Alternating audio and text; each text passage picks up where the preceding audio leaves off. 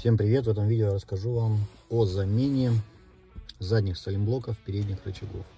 Почему пришлось поменять? Потому что при передвижении на маленькой скорости, именно по таким достаточно глубоким ямам, когда машина переваливается слева направо, и при проезде также лежачих полицейских, появлялся тоже такой скрип, хруст, даже наверное, больше хруст.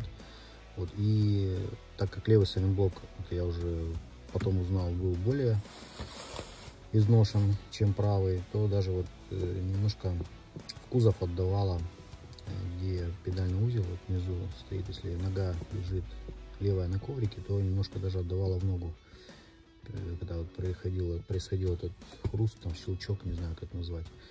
Вот, ну, сейчас покажу, как это вообще выглядит, чтобы, если у кого-то такая появится неисправность, можно будет поддомкратить машину слева или справа, там вывернуть колеса, ничего не надо снимать особо, подсветить фонариками и все проверить. Если есть такая же картина, как у меня, значит это дело в саленблоках. Мне их поменяли, и наконец-таки настала тишина.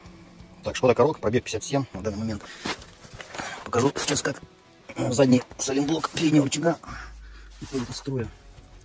Это видно, мы поддомкратили машину, чуть-чуть колеса выровняли направо. Подсвечу. Так. Вот видно, верхняя вот резина выходит из обоймы чуть-чуть. Снизу как бы не так видно. Снизу вроде все нормально. Вот. А сверху, если сверху смотреть, то вот такая картина. Вот она.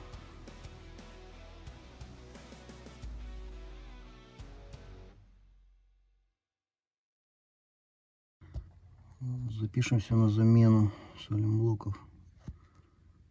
Вот сейчас хорошо видно. Вот. Да, будем менять.